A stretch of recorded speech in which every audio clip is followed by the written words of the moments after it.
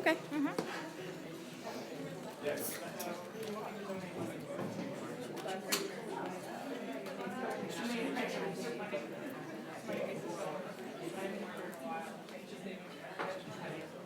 everyone. I'm Kylie. I'm the Vice President of Blue Collar Post Collective West. Thank you so much for coming out today.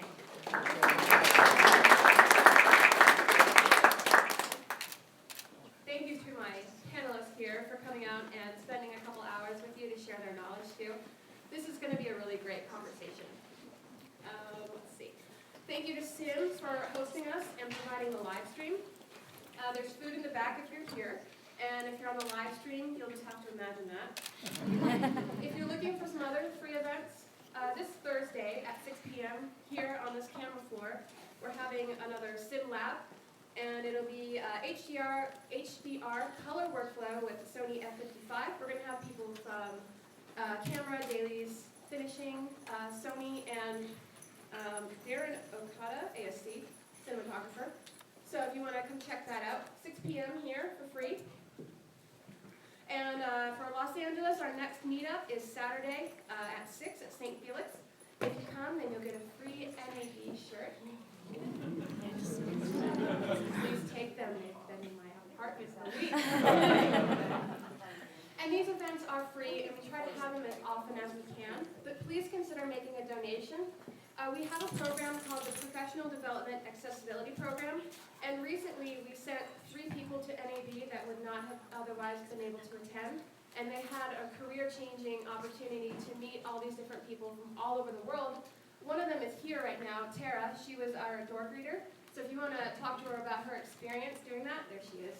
Hi. I think she had a great time in Vegas and learned a lot. So please donate to that program so we can send other people to important educational events. And we put together these workshops based on our community feedback. We listen to you, what you want to know about, what you want to learn. So talk to the executive committee, post on Facebook, and we'll put together an educational panel with all the generous people in our community. And we also have a survey ongoing for people that attend our events in person.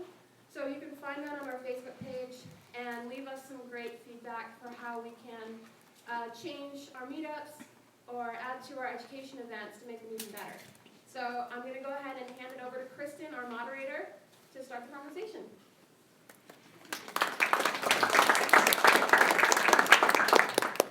So we are going to just start by introducing all of ourselves. I'm Kristen Reese. I'm a flame artist. Let's actually have everyone raise their hands if you know what flame is. Okay, that's actually really good. So he's like, I kind of know that. Okay, so I don't thoroughly need to go into it. It probably require an extensive conversation there, but it is kind of the last line in finishing in VFX. It's principally a 2D compositing piece of software, but it also has its own 3D environment. So you can pretty much do everything in flame. And I've been working in the industry for about 8 years now. And we're just going to go down and have everybody talk about what they do and where they work and how long they've been in the industry. And we'll start with you, Lynn. Hello. I have been in post-production for 26 years, probably longer than a lot of people I know. So I started as an assistant editor. I have also been an editor, and a lot of the things I worked on, I've done both features and episodic. I'm mostly an episodic at this point. Most of the things I've worked on have been very heavy visual effects shows. So I had to sort of figure out how to get things done and spend a lot of time working with artists and working with everybody involved in the process. So it naturally evolved that when it became more and more useful to have a visual effects editor on shows, I sort of fit the bill. So I kind of fell into being a visual effects editor just because of all the experience I'd had through the years on all the other projects I've worked on as both an assistant editor and an editor. So that's basically it. I'm Lauren Ellis. I'm a visual effects producer for The Molecule. We're headquartered in New York, but I run our LA office. We are primarily episodics, but we have a nice amount of VR, feature, and other fun pop-up projects. And I got here, I stumbled into it. I think we've talked about this, everybody in visual effects stumbles into VFX. I studied to be an animator. I was terrible at that, and then somewhere along the way, I found out that there was a thing called compositing.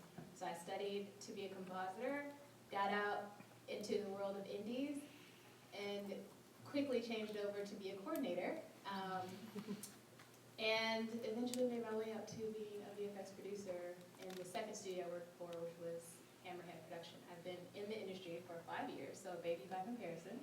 But before everything else, I was already a producer in advertising. So I think this is a skill set that you can apply anywhere. So that's my quick background.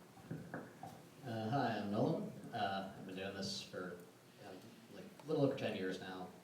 I also kind of stumbled into it. I was as a post PA on a really cheap TV show where most of my job basically involved driving dailies tapes from the lab to the cutting room to the network, and I'd basically be spending 150 miles a day in my car and not doing a whole lot else. And I got a call from a friend of a friend of a friend who I knew from college that was looking for someone to be a digital asset coordinator on Superman Returns. And so I sort of went in not having a clue what that meant. At the time it basically meant downloading a lot of files and distributing them on people's computers.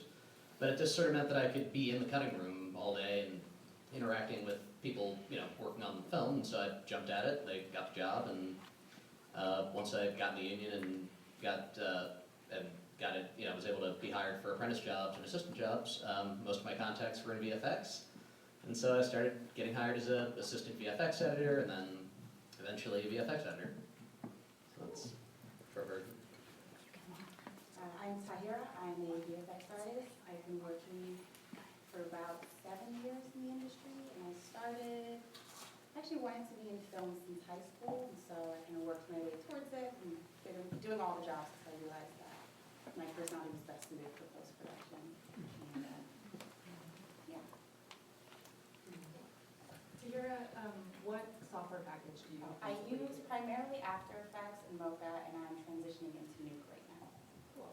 I want to kind of delve more into software specifically, so since you and I are the only artists on the panel, I might single you out here a little bit, but talk about what instances in which you use After Effects versus when you use Mocha, kind of like which software, like which tasks are better suited for each software package, why you're interested in getting into Nuke, how you think that that will help you achieve your tasks.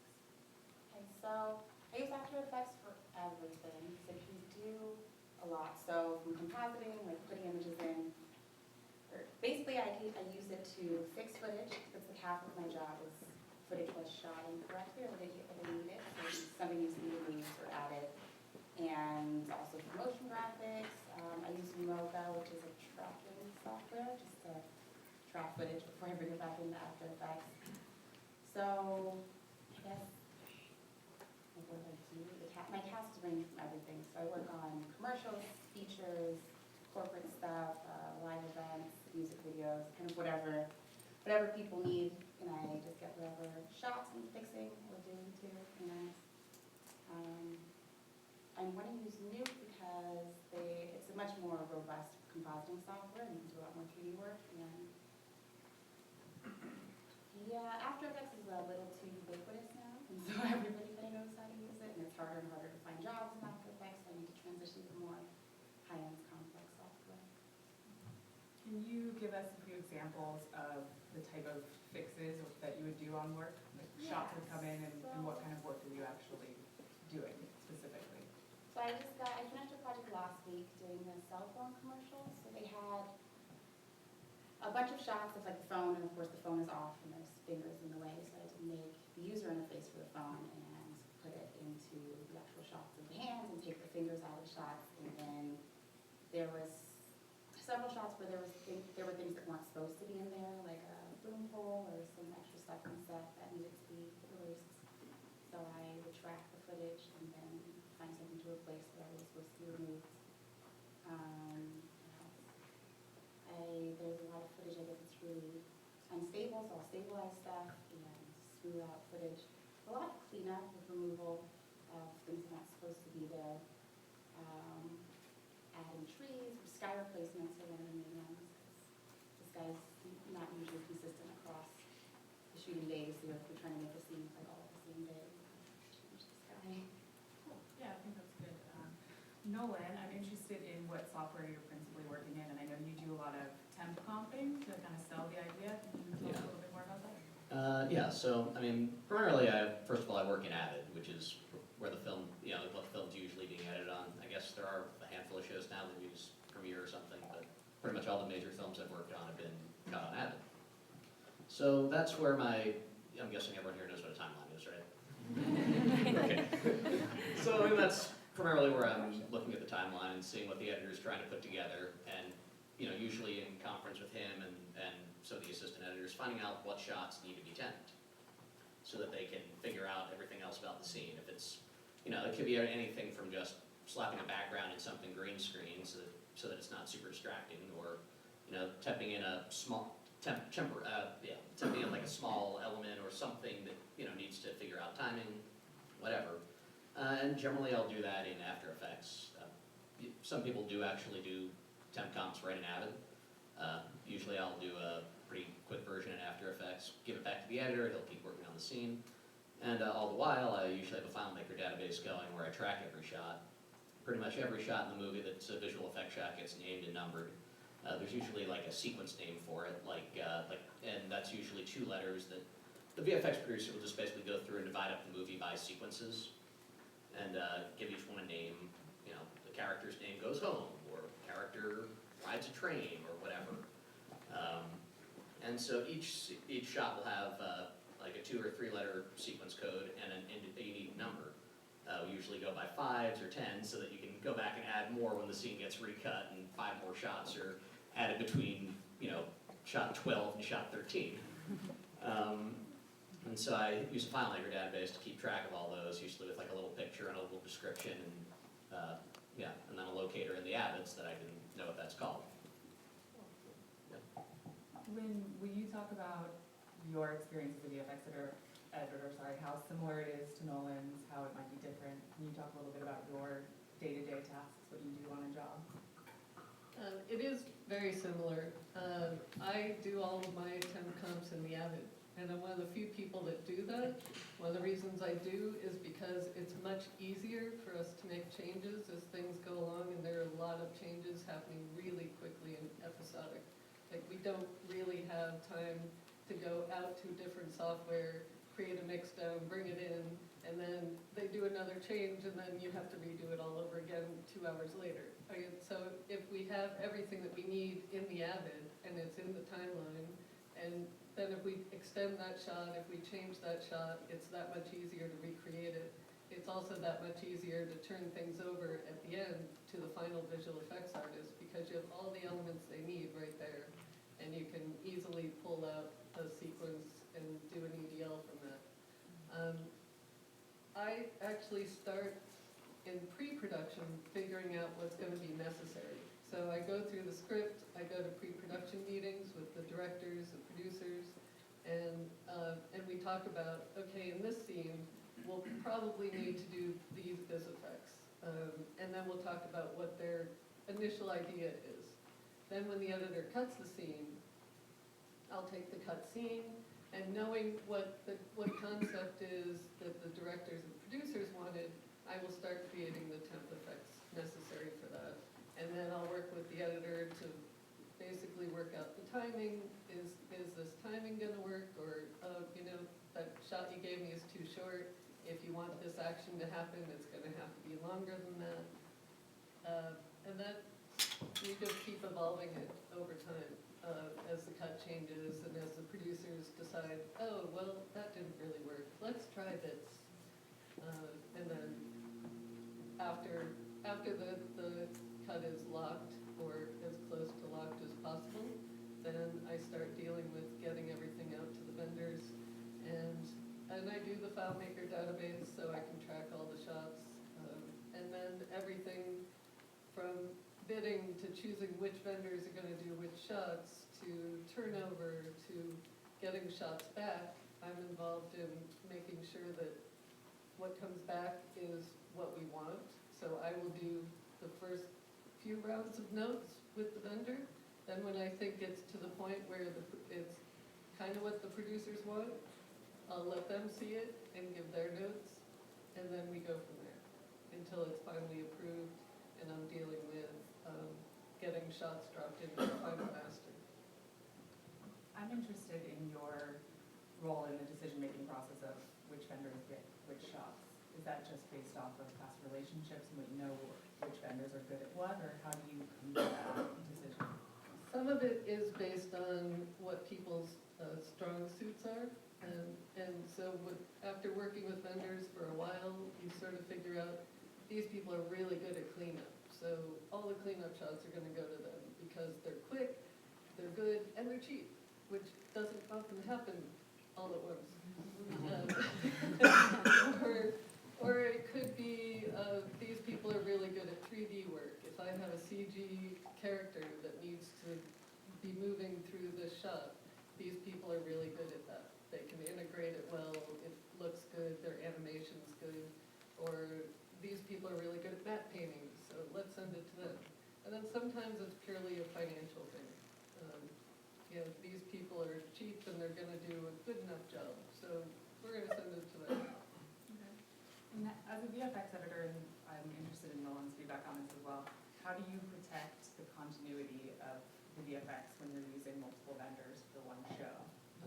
Well, and for the most part, that's partially the job of the VFX supervisor who's looking, at least on a feature, who's looking at these shots as they come in and is regularly communicating them. There's some amount of sharing between vendors too. Assets that go back and forth, making sure that, if there's a CG character that's being done by 3 different vendors, that they, every time one updates their model, the others are aware of it. And for me, generally a VFX producer is the one that tells me where all the shots are going.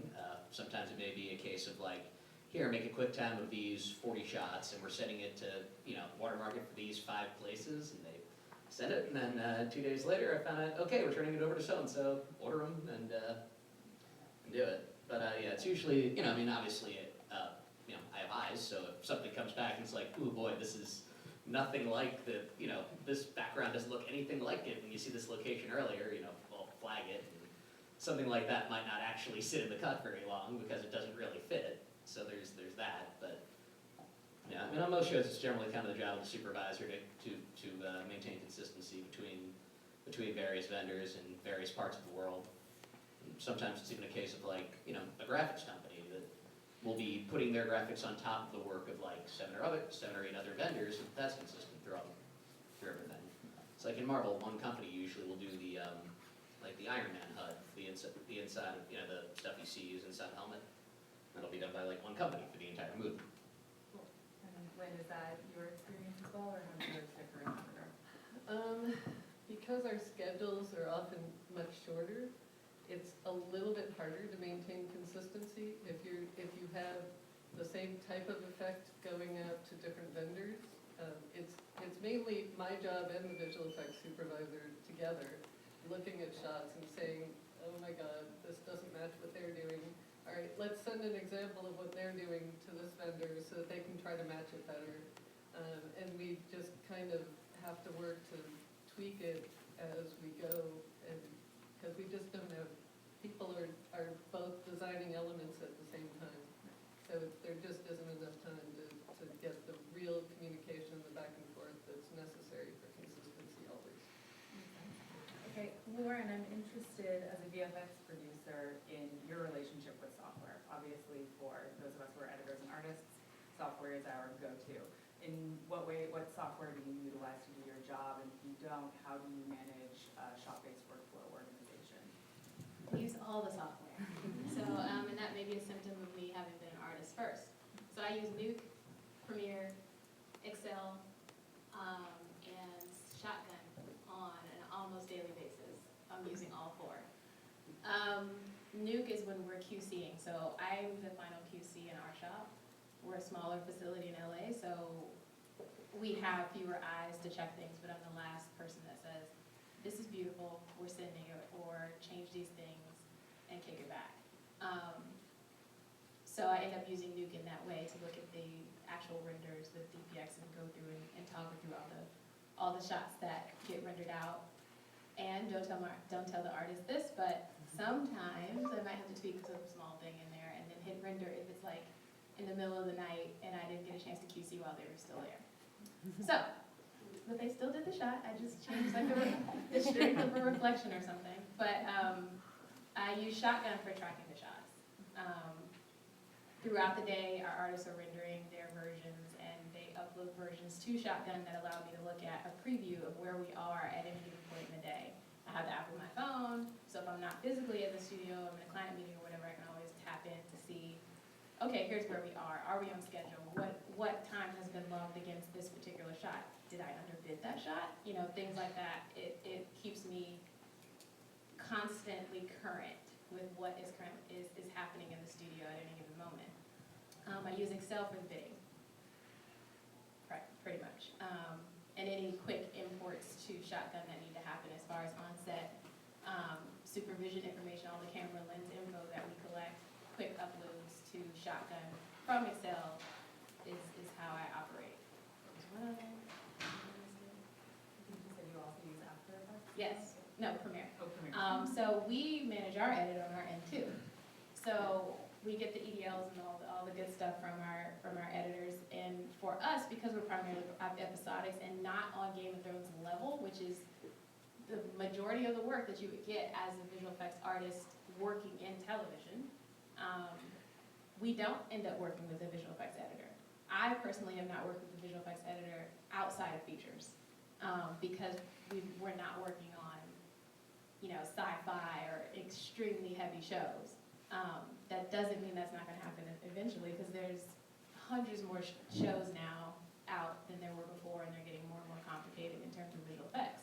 So we end up managing an edit based on the reference cuts that we get that have the temp effects in it. Some to a degree. They're not as great as when a visual effects editor does it, but it's enough for us to know this one needs to happen in the shot, and we slug in our versions of those shots once we've completed them into that edit to know, okay, shot 30 doesn't match shot 56, same scene. We need to make sure the lighting, the color, and all that stuff, which we'll probably talk about later, because color is always a thing. These things don't match. So we're managing it on our end as much as possible so that when it gets to their end, they're not thinking that we as a studio are completely incompetent at keeping consistency. So we do have, I use quite a bit of software.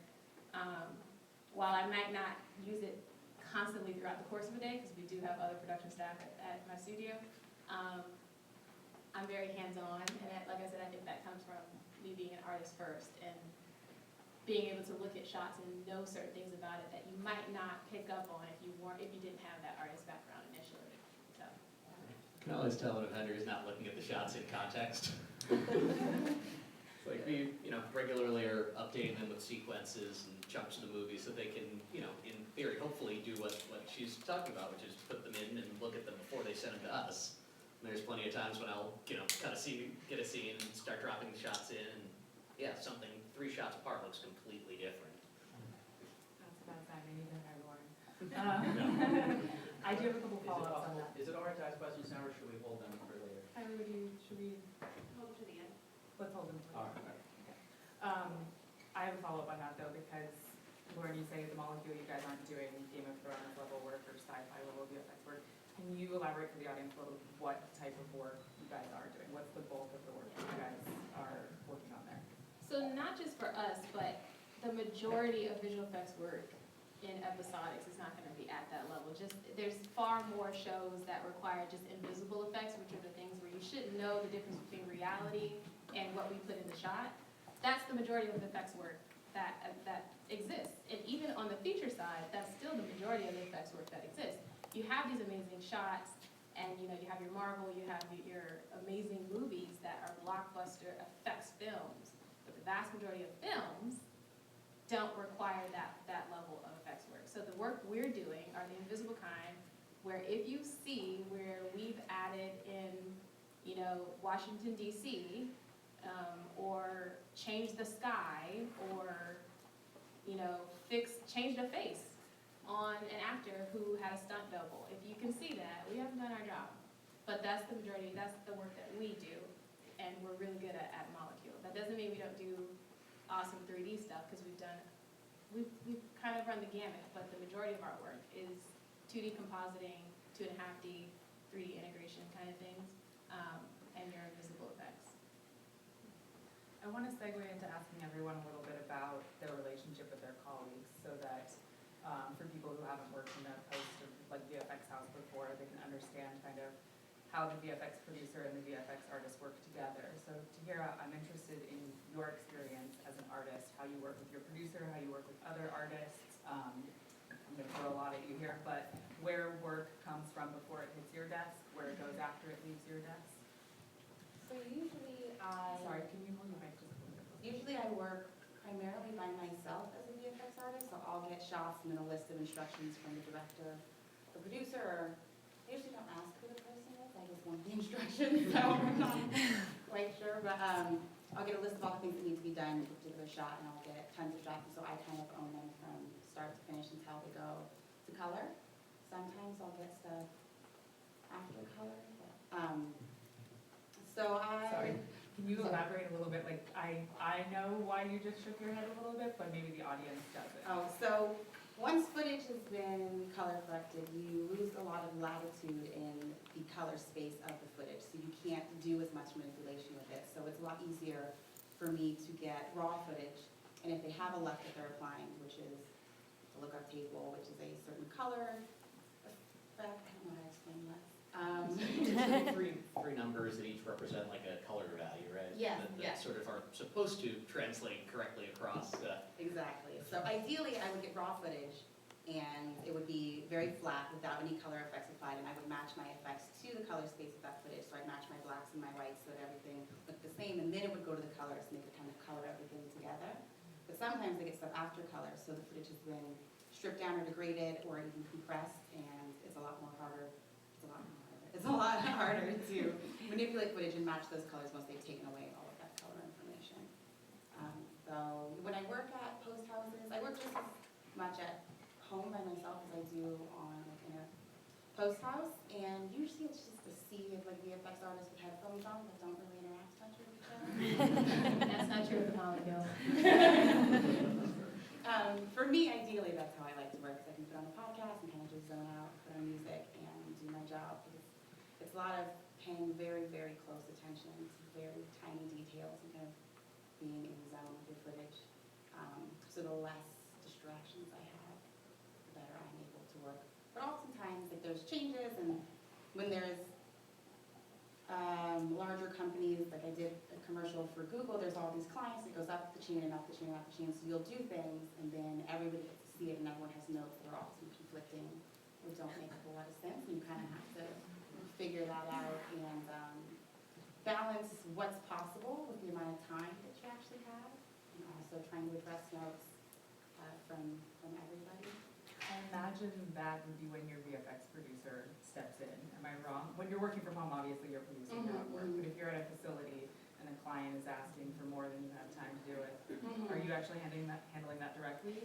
Oftentimes. Really? Oftentimes, because I tend to be, with the shots that I get, I tend to be like the last VFX person, so I'll get 3D work and integrate it into my footage, or I'll have to create some 2.5D, more likely, stuff and put it in my shots, but usually it's just me and whoever's telling me what to do that I have to deal with, and I don't have somebody who I can say like, oh, that's not possible. I'll just step in and say my experience, because mine's actually very different from that, and I work principally in commercials, although I do episodic and music videos as well. Most of my work is commercials, and I like to say as a flame artist that we get to be the yes people, and my producer gets to be the no person. So I'm client-facing most of the time. I have clients staring at the back of my head almost all day long, which many editors can probably relate to. And I want them to believe that I can do anything for them. Whatever they ask, yes, the answer is I can totally do that. And then I knowingly look at my producer, who I want to come in with the gavel and say, we've got to take time and money into account here, because we don't have, now they're going to work out with the client if we're going to get an extended timeline or if we're going to get overages brought into that. And so then I don't have to deal with the money issue at all, and I just get to say, yes, we can do that. Obviously, there are times when I don't want to oversell, and I can come up with creative solutions for how we can get halfway there with the time that we have. But for the most part, in a flame suite, the illusion of being able to give them whatever they want is like, a lot of times with flame, the clients are paying for the experience a lot more than they are paying for the work, which is, I think, unique to flame, but I could be wrong about that. And Lauren, you just gave me a little head nod. Do you hate that idea, or what were you thinking to say? I mean, I understand the position you're in to be the yes person, but I'm always a soft no person. Okay. I mean, for me to be in a position to say yes all the time, I'm not educating my client on the realities of visual effects, and then they're going to dream even bigger because I've said yes. So I'm always going in with, I want us to be as creative as possible, but you're not paying us enough for that. So we're gonna try to be creative within the reality that you've given. You want this, here's how you can get this. So it's no to that, but yes to this. So it's a soft no. Soft no. Okay, fair enough.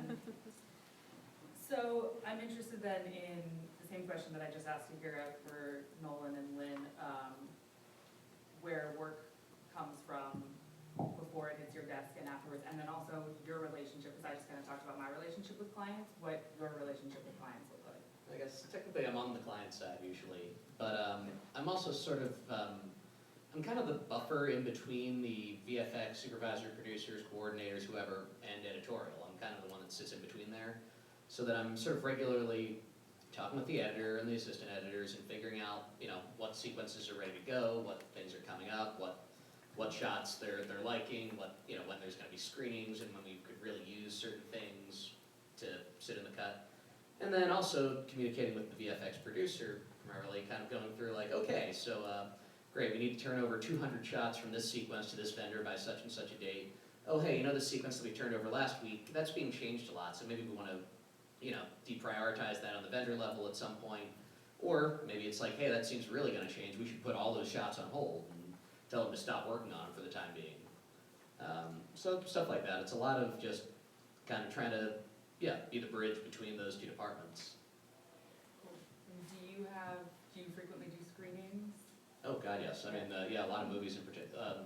Especially as you get later on.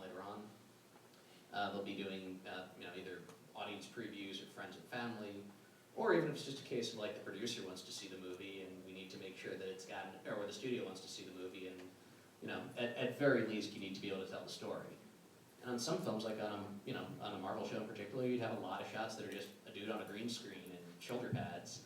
And so it's we have post-viz companies that can put in at least low-res versions of the CG characters, so you have some clue what's going on in a frame. And Lynn, is episodic similar in that regard? It's a little bit different. I don't have a VFX producer. I have the on-set VFX supervisor and me, basically. So the on-set supervisor, because it's episodic, they're on the set all the time. I hardly ever see them. I'm lucky if I can call them and say, okay, the footage I got isn't what we talked about, what happened? And then we can sort of hash out how things changed on the set and what I'm supposed to do with it. But primarily it's me in the cutting room, and I work with the editors in terms of, okay, you cut the scene, here's my first temp comp, how does this work for you? And then once they have continual screenings with the producers are the last word in episodic. So the producers come in, every time they have a screening, I go back into the editor and say, okay, what did they say? What are the notes? What do we have to change? What did they take out? What did they add? How do we need to update this? And then I'm updating the cut so that the next time it's screened for anybody or the next time it goes out, they have updated effects in it. So it's kind of, I am the visual effects voice in the cutting room for pretty much everyone. And I'm also the one who's running the spotting session and dealing with the vendors, primarily. So it's different just in that I think I have more responsibility and fewer people to help. There's sometimes, I've been on shows where there's been 3 or 4 of us. Oh, really? Yeah. Oh, interesting.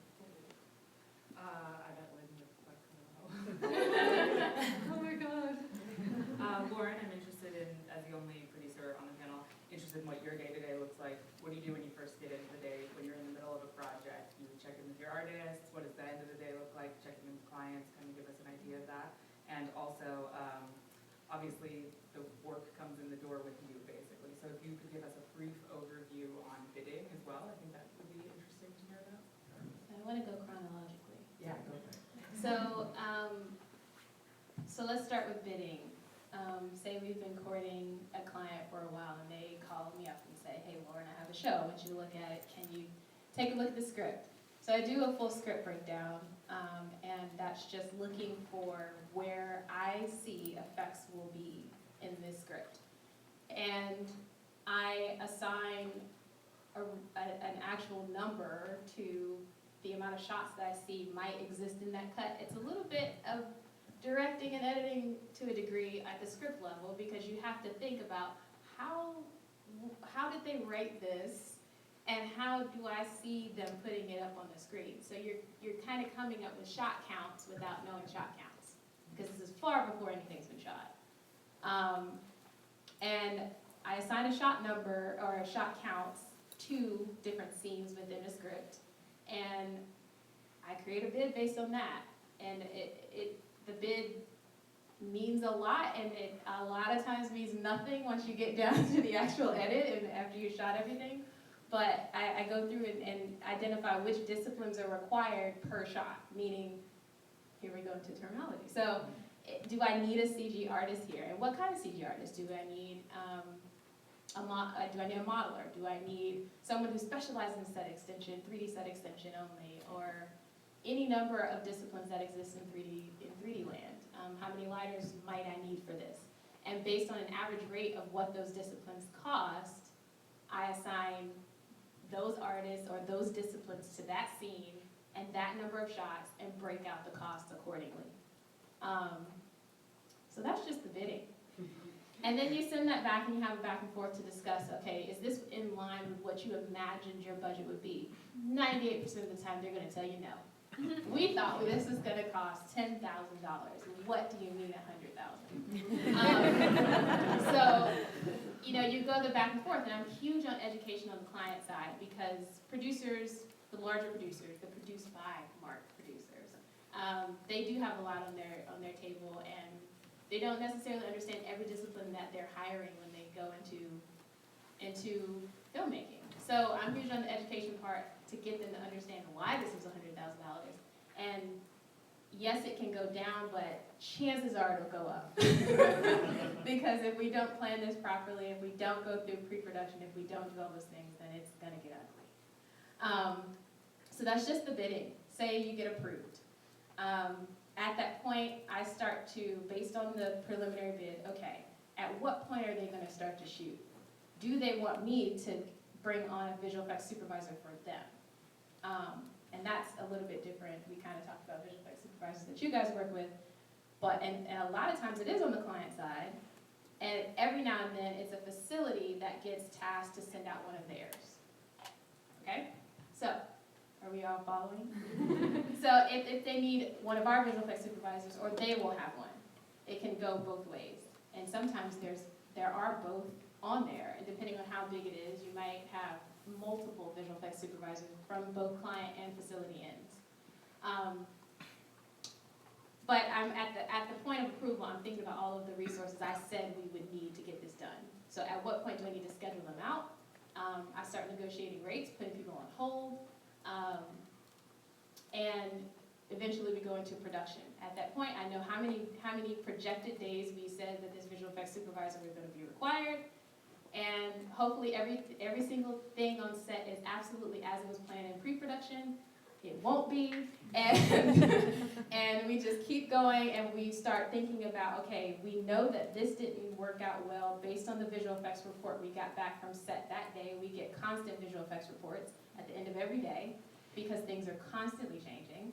And so I'm looking at it and say, okay, that was not a part of the original scope of work. How do I need to adjust my preliminary bid to reflect what is going to come up in the end?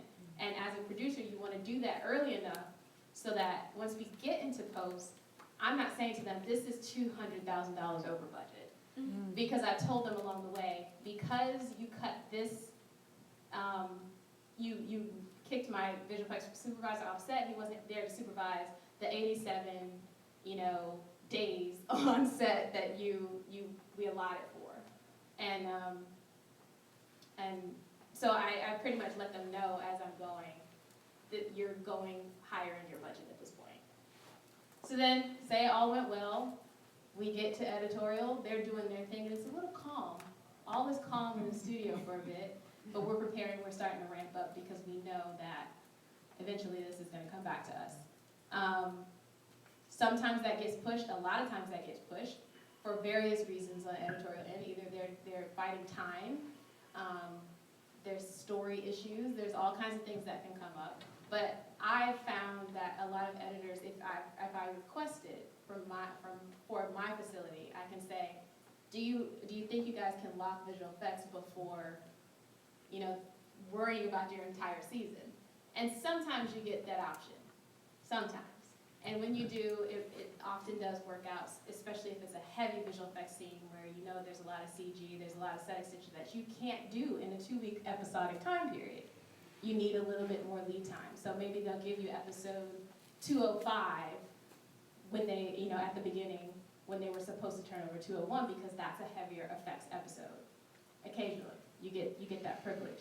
But like I said, I've already at this point started to ramp up my artists, my compositors, my CG group, my rotoscope artists. Every discipline I've already planned for in the prelim, I've started to ramp up and hire them for that. So the clock is ticking at this point. And then I'm up against episodics. Sometimes you'll have a week to turn around an episode, depending on the size of it. But the idea is that I plan for that along the way and have been talking to the client along the way. And then eventually you grind it out and you approve your shots and you send it and you hope for the best when everybody watches it on TV.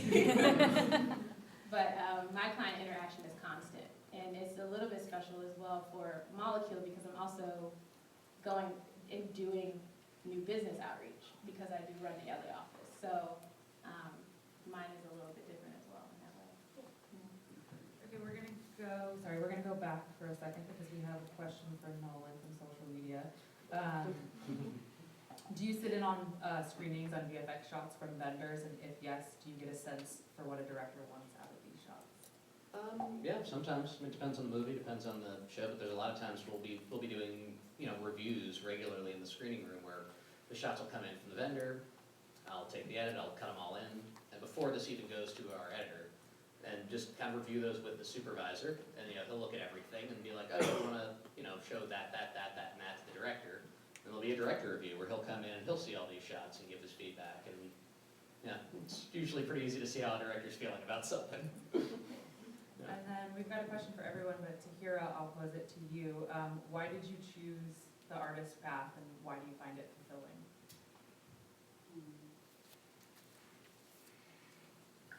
I guess half the reason is because because I got to try most of all of the jobs in the film world, I got to pick the one that I disliked the least. I never, I knew I wasn't. So I love what I do. I really like the positives. But I've always been very organized and very anal about things being a very particular way, and that personality type lends very well to having to look at a shot 3,000 times, only 10 frames, over and over and over. And kind of the chaos and personality contrast and all that of being on set is harder for me to work with, so I like just getting a shot and knowing what I have to do and being able to just focus and pay attention to that. And I actually started as editor, and that's what I wanted to do, but I realized I didn't like listening to the same thing over and over. So visual effects, I like to listen to what I want to be listening to, because the sound, I rarely even get audio, and I don't really have to use that, so I like that I can come in and zone out and sit down and pay attention, and it's really rewarding because every shot, it's like every VFX shot is like a math problem you have to solve for whatever the expected outcome is. So getting to kind of do all that brain work and come out with something on the other side when you started with just like 2 green screen shots and you end with a full-on VFX shot with like a bridge and a platform and a train and all those 3D elements that brought in, it's kind of exciting. Yeah, I envy you in regards to not having to hear the same thing on repeat, because even though I am an artist in commercial world, I'm managing a 30-second edit. You better believe I'm listening to the 30-second track over and over again, or in the case of a music video, 3 minutes long a song that I don't particularly like. So usually you hope that you like a song, and especially because a lot of the work that I will do will be with music videos, not less so with commercials, will actually be timed out to the music. So I have to intimately listen to it over and over again. Yeah, so there are occasions where I do shot-based work and I'm just delivering shots to a lead artist, and I like the ability to put my headphones in and zone out. But for Flame, since we are typically managing the edit, we do the conforms, we do the final delivery, we deal with the clients, I pretty much have to listen to audio all the time. I want to ask all of you guys what specific, like if you could mention a specific project that you've worked on at some point in your careers that you feel like you really learned a lot from. I'm going to start with you, Lynn, but like maybe it means that the level of work required for it was greater than any project you had done before that, or maybe you made some sort of mistake that you learned from, a project that you felt you learned a lot from and left feeling empowered. The thing about visual effects and post-production in general is you learn something every time. It is a constant learning process. And the job doesn't ever stay the same. So you have to relearn your job over and over again. And every new show you get, you have to relearn your job again. Okay, how am I going to tackle this? So I've worked on, a lot of what I've done has been sci-fi, so things like Falling Skies and Colony and Defiance, and each one of those had their own unique challenges. So I learned something on all of them. But I started learning like right from the get-go. I worked on a World War I movie where we had to put in all these big battle scenes, we had to put in backgrounds and extra vehicles and extra people, and I sat with the artist and actually like hammered out, how are we gonna do this? So it wasn't just, I'm turning over the shot and you people need to make it work. I actually sat with them. And I took advantage of that in every job I did, where I wasn't just staying in post. I went and sat with the flame artist, or sat with the fire, or Inferno, or any particular, I sat with people in Maya, or, you name it. I would try to get some experience sitting with the artist to find out how they did what they did so that I could do my job better and give them everything that they needed. And that has been really valuable for me. I think I understand the pipeline and the process better than most people I worked with, just because over the years, and I started when it was still on film. I sat with optical house lineup guys on film, trying to hash out what we were gonna do with the negative, and pick color wedges at the time. They shot wedges, and you had to pick color from a film wedge. So I learned more about color by doing that. So if you spend time working with the people that you're actually working with, and learn how they do their job, it makes you better at your job. So they've all been learning processes, every job. Absolutely. I'm going to pose the same question to everyone down the line, so Lauren, if you want to answer that. Maybe you could talk a little bit about, I imagine you were a coordinator at some point before you became a producer, so I imagine it happened fairly early on for you. If you could talk a little bit about that experience. What exactly happened? Like having a project that was a great learning opportunity for you. Oh, yeah. I don't know how this is going to be received, but I hope it's in the best way possible. But as a coordinator, I felt like I came in beyond that role, to be honest. And I know that came across strangely, but I had already been a producer in advertising. So the skill of producing, in my opinion, can be applied in various areas. So for me, as a coordinator, I was just learning a new way to apply it, and it happened fast. So if I stayed too long in that, I might have been discouraged from continuing in visual effects because I felt that I already had a producer skill set by the point that I got into visual effects. I was just learning new knobs to turn. But I always lucked out because I tapped into who were my superiors, and kind of showed that, okay, she's got an aptitude for something a little higher than what we're giving her right now. So give her this or give her that. And then very quickly I became a producer at that particular facility, and it was on my next feature. So that first project where I was able to be a producer, it was like, yes, okay, now I can sink my teeth in and learn what it is to be a visual effects producer. And that's where I learned to apply what I understood bidding was to visual effects. And got more practice with breaking down scripts, because I had some, but to actually do it on a studio feature was an entirely different process. Now I learn in new ways constantly. Visual effects is constantly changing, and I like to keep myself abreast of software and a lot of other artistic areas as well, because it helps inform me and talk to my artists and sit down when we do have our sessions of trying to get a shot over the hump. And sometimes it takes that massaging from another eye that's not sitting with the shot to say, well, do you think it needs, ambient occlusion, or all these various things that might come up in a shot. So I learn on a constant basis. Because I run the LA studio, I also learn just HR. On Monday I have 3 new artists starting with us to help us out with a show for the next couple of months, and just being able to tap into what each of them need to be able to produce the shots that end up on your screen is a huge learning curve for me, because I never anticipated that I would even be in that arena, let alone interested in it. Initially, I was more interested in the financial and the business aspect, not realizing how much human was in the business aspect. Show specific, right now we have a pretty big show. I can't say what it is, but I've had to plan out and kind of become somewhat of a line producer on figuring out a location shoot in another state. And that has been huge, hugely opposite of my everyday, of talking to the various departments required to pull off a shoot for VFX plates that we need to put in our shot. And it's stretched me in an awesome way. It's challenged my producing skills in an entirely different way. I do not envy line producers at all. I respect them fully now. That came out entirely.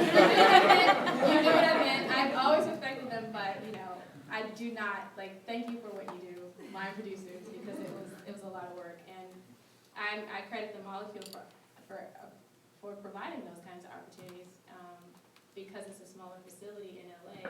You get to stretch yourself in ways that you would not necessarily have opportunity to do if I were in a larger facility. So I hope that answered it. Nolan, what about you? Oh God, yeah. I mean, it is a case where I feel like I've pretty much learned something on every show, which even from that first VFX digital asset coordinator job I had, where I got the job not knowing literally anything. It's like I when I was cleaning my house, I found my notepad for my first day, and it was just the word "LUT" with a question mark.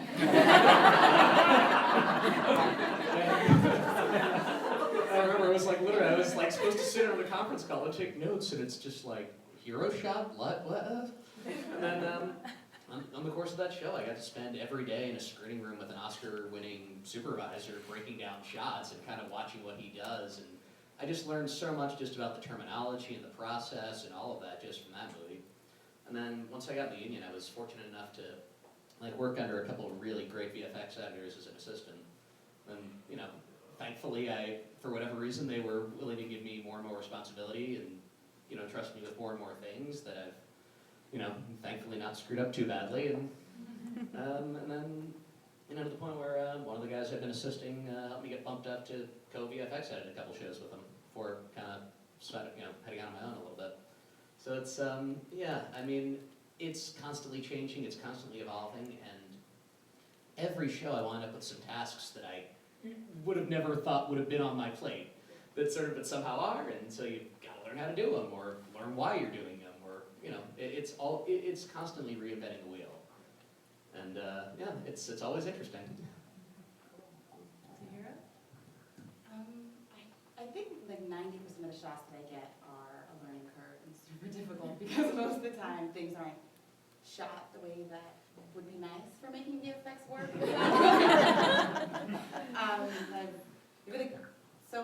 So when you're on set and you're producing or directing, whatever, it's hard to even think about those things, and most people also don't understand exactly how it works. The process process and the time that it takes to make things work, or, and they'll send you like H.264 footage and be like, this is all we got, and you're just like, oh no. I think one of my most difficult projects was when I was first learning Mocha, and I didn't really know motion tracking very well, and I had this feature where there's a woman holding a microphone. It's like one of those four-sided old microphones, and they shot the wrong logo on that microphone. So in post, all of them had to be changed, and she was holding it all weird, and it's like going in and out of camera, and the footage was really low quality, and it was shot in Nigeria, so like there was all these issues with the footage, and that took, I thought, yeah, I cried a lot with that one. It was lots of 15, 20-hour days trying to get like a teeny tiny thing to track, and it took a very long time, but I said I knew how to use Mocha, and I was like, how hard can it be? But I did it, I went to the feature, and I didn't know how to use the software, so. That's the best way to learn. Throw yourself into the fire. Learn Mocha. Yeah. It saves me hours. Give me some track points, just one. That's like a reshoot? Yeah. Yeah, it was too late. It was Clients only international. need that. You'd be amazed how much stuff just finds its way into frames. Stuff that should never be there, unclear logos, crew members, gear, yeah. Sometimes it's just not possible. Yeah. And But part of the reason why it's good to have a visual effects editor is because we can figure out if it's possible. Yeah. So if I can do it in the Avid, then you can do it. Mhm. So it's like, that's half of my job sometimes. Sometimes they'll call me in when they're working on a cut, and they'll be like, okay, this is what we'd like to do, is it possible? And then I have to figure out whether it's possible or not. It's also a lot cheaper to R&D something in the cutting room with a VFX editor or a previs guy than it is at a vendor level. That's the hardest one, is surprising people with what they're, like, how much it actually takes to do what they're asking. It's like, but can't you just put his face back on? so maybe you could elaborate on that, because maybe there are people in the room that think, yeah, why can't you just put his face back on? So maybe you could give a little explanation on like why things that, you know, that client might think are very simple and should be fast to do, why they actually are more complicated. So one example, I was working on this feature Mayhem, and there's, you know those revolving doors that people go in like an office building, so it was a set extension, and so it was like just one level. We had to make like this huge tower, and there's all these, there were pillars that needed to be extended as well, and there's this revolving glass door, so it's reflective, and it's moving, and the cameraman was reflected inside of it, and then we needed to remove the cameraman, and I had to explain to them like it's a reflection, and so in a way, if I'm going to remove him, like I have to put something else there. But there was no information of a non-reflective glass door with the cameraman in it to kind of supplement. He was taking up like the entire door, and we needed him gone, and it just wasn't possible with the footage in the way that it was moving. Because if there hadn't been so much going on in that reflection, I could have used the still of that and painted it and created a whole new door and then tracked it back on. But there weren't track points in order to track with, and you could also see through it, and it was reflective, so there was just no way, without building a whole new, like 6 people in a new door, to do that in a reasonable amount of time. So they want it done in a day. It's just reflecting panel. Yeah, isn't there a button for that? And how long would you say to actually execute that would have taken you? I could have probably done it in 3 days. Because I use a ton of Photoshop, so bringing stuff out, like I create new elements all the time and then just track them back in there, but sometimes there's just no way to get a track on a shot, because it wasn't shot with the intention of getting it tracked later, so you don't have any points to which attach the tracker to. So you can't really tell the software, like, this is where to focus your attention. We've got one question for you from social media. What's the weirdest thing you've ever seen that needed to be removed from a frame?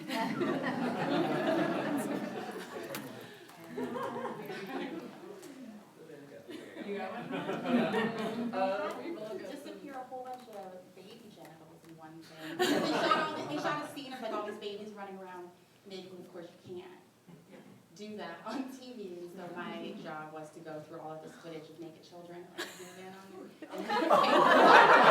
And so whoever walked in the office, like, what are you doing? I'm like, it's my job, I swear. That's definitely weird. Can you beat that, Nolan? I I worked on two Muppet movies. The first one is an assistant VFX editor, and the second one is a VFX editor. And so a lot of that was just kind of going through and looking at rods and sleeves and things. And for some reason, there was one, there was a day towards the end of the movie where I just kind of, went through one or two more times just to really see if there's anything we missed. And one of the Muppets was, they were all walking away, and for some reason, one of the Muppets' legs was on its back. Like, there was like a shoe on the back of a Muppet. I was like, what? Why is this there? Call everybody in, is that a shoe? Yeah. Interesting that it doesn't get noticed until the very last minute. Why would there be a shoe there? It's not like, a blue rod is pretty easy to spot, or a green rod that their arms are on, but yeah, sometimes it's just a piece of Muppet that shouldn't be there. I think mine, I'm certain I could probably think of something better, but the one that comes to mind is actually a little bit similar to yours, Tara. I did this a few years ago, a commercial with a guy laying on he's in a swimsuit laying on a lounge chair, and his swimsuit was just really fitted. The junk was very obvious, and they're like, that's too obvious in the frame, and we need to tone that down. So I spent a good portion of my day zoomed in on this guy's bra. People come up into my office, they're like, what are you doing? We had to do the exact opposite in ag. Oh. I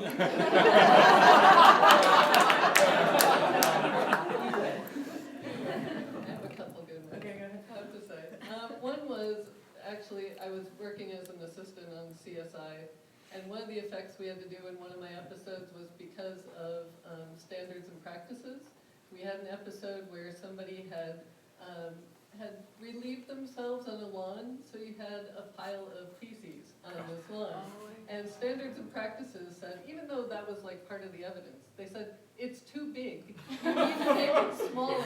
And it was pretty small. Like, they would accept a quarter size. So we had to remove the pile of feces and replace it with one that was very small.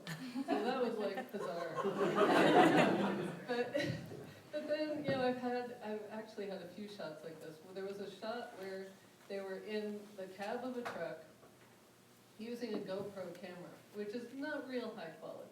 So they're shooting inside the cab of a truck with a GoPro, and they're shooting the outside, and they're driving right by this fence. It's basically a chain link fence, where the entire crew, all the trucks, all the crew, all their equipment, it's all behind that fence. And they're driving by it, like, that's okay.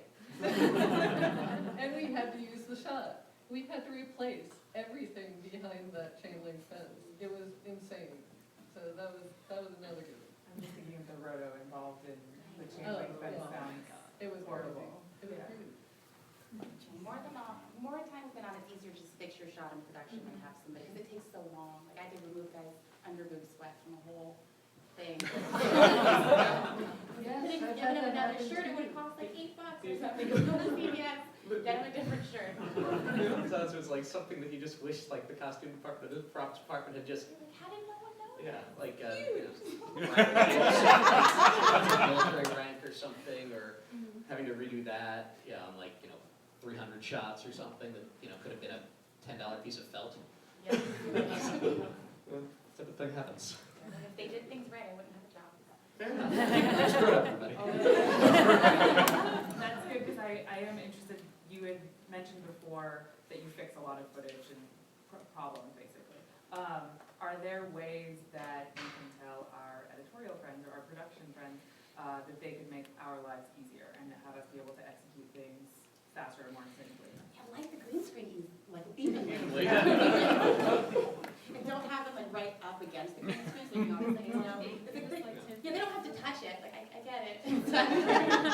Having green screens, track marks are huge. There's so much footage that needs to be tracked and there's no markers. But overdoing the tracking markers is also. Is also Because then you have to bad, pay it all out. We don't need 80, two to 4 is usually fine for the scene.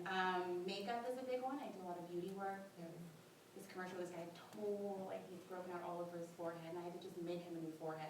And wrap it back onto his body in the shot. And they'd already put all the effects on and everything, and colored it. And so anything that looks wrong, if you can fix it before it gets to post, it'll save thousands of dollars. Fix It in Toast is our least favorite. I think it should be Fix It on set, Yeah. because, and listen to the effects professionals on set. Like, don't just write them off to be a nuisance, and that tends to be the feeling behind visual effects when you're on set. It's the stepchild or the illegitimate child that nobody wants to claim. But you have to do that if you want to save money in post-production. If you can't go by Fix It in post. That's why we have so many more shots now on these films than necessary. I look at some of the shots and I'm like, this didn't need to be this. It just didn't. I think sometimes there's also an element of just kind of kicking the budget down, like, oh, this department's out of money. Well, it'll become post from some point. But then that's just post money. They all come from different parts of the budget, and the costume budget's something, the props budget's something, the set budget's something, and oh yeah, we'll just deal with that in post. We'll fix it in VFX. Yeah, minimizing the amount that you need roto is a big one, because that can I know a lot of times on set, you have to massage the relationship with the DP and the whole set just to be able to say, and this is how I need you to light this green screen. Because sometimes it's not lit, not because there wasn't an effects professional on set, it's because there was no collaboration across departments. Like I said, I'm huge on the education of it, and if there's a lot of massaging that needs to happen to get amicable relations between all departments on set in order to get what you need. Because like I said, a lot of times, things aren't shot properly, not because there wasn't someone on there to tell you how to do it, but because it just wasn't adhered to. Yeah, you're right, you hit something there that I feel like when we're on set, we are an annoyance, it seems like, and then it becomes our problem when it comes into our room later. And you don't ever want to have to say, I told you so, like I knew that this was going to be a problem, because these are your clients, but that can go a long way to like bridging a relationship with us, because we will sit around being like, well, we told them not to do that. And so I'm not really sure where that annoyance comes from. Maybe it's that we are somehow hindering the creative work being done on set. I'm not sure, but it can go a long way in fostering relationships with VFX professionals by really listening to the advice that they have to give on set. And in the end, it's going to save people money. So it seems like a smart move to listen to that. And just having your VFX person on set, even just for a day, just to make sure, like even the light directions are the same. Like I got all this green screen, I was supposed to be the same scene, and they're lit from different sides. So we've had somebody there. Definitely. Okay, so let's go into what skills you think that you need to have to be successful in your role. Do you feel like you really need technical aptitude, or is that something that you can learn? Do you think that you need to bring an innate creativity to your position, or is that something that you can learn? Is it a combination of both? Anyone go ahead and start that? I think a lot of what I do has to do with an understanding of how things can be accomplished and how the pipeline works on both sides of the aisle. And attention to detail is huge, so I think I use that probably more than anything else in my job, because I'm QCing things, I'm looking for what needs to be fixed, I'm paying attention to color, I'm paying attention to all the details in any particular shot. So attention to detail is very good, and ability to coordinate multiple things all at once, especially in episodic, because I'm often working on 5 to 10 episodes all at one time. Even though they say it's locked, nothing's ever locked. So we're working on them right up until we absolutely have to deliver. So sometimes I'm juggling 10 episodes and they're all in different phases, and I have to be able to juggle that and coordinate and do it with a sense of humor, hopefully, at least without having a nervous breakdown. So I think probably a lot of the technical stuff you can learn. I spent time on lynda.com learning a lot of how I could manipulate different things, some of the software tricks. So you can learn the technical stuff. It's the human stuff, like how to best interact with the people you need to interact with, and understanding where they're coming from, and paying attention to detail and getting it done. that's probably the most difficult thing. I would say producing is less technical, or it has to be less technical. I think I'm more technical again because of the artist background. But you have, everything that Lynn has said has to take place in producing as well. Because on the facility side, right now we have 3 shows full-fledged. So if each show has 13 episodes, that's the potential. You count how many episodes that is that's possibly open at the same time. So if you, for me, because I'm over the studio, yes, I have other producers who are there, but you have to be able to know in a snapshot in your mind, where is everything at any given point? Where's my money at every given point? Are the artists performing? And if not, what's going on the human side that might be affecting our output? So it's a constant balance of human and business relations. I personally think you have to be entrepreneurial to a degree to be a visual effects producer, or probably any producer really. Because with every show that comes in, and there was a visual effects producer who said this at a panel I sat in once, as a visual effects producer, you're opening up a business and closing the business at the end of the show. You're responsible for all the resources, all the money, managing that money, hopefully making a profit, and then closing it down. So when I think of it that way, I believe you have to be entrepreneurial to a degree. You're responsible for all aspects of how this thing comes into your shop and leave your shop, and the reputation of your facility that you work for at the end of it. So super organized, obviously. Be able to delegate. That's a huge thing that was not initially a strong suit of mine. It's hard to delegate when you are a controlling person. I think by nature producers are. I'm a controlling person.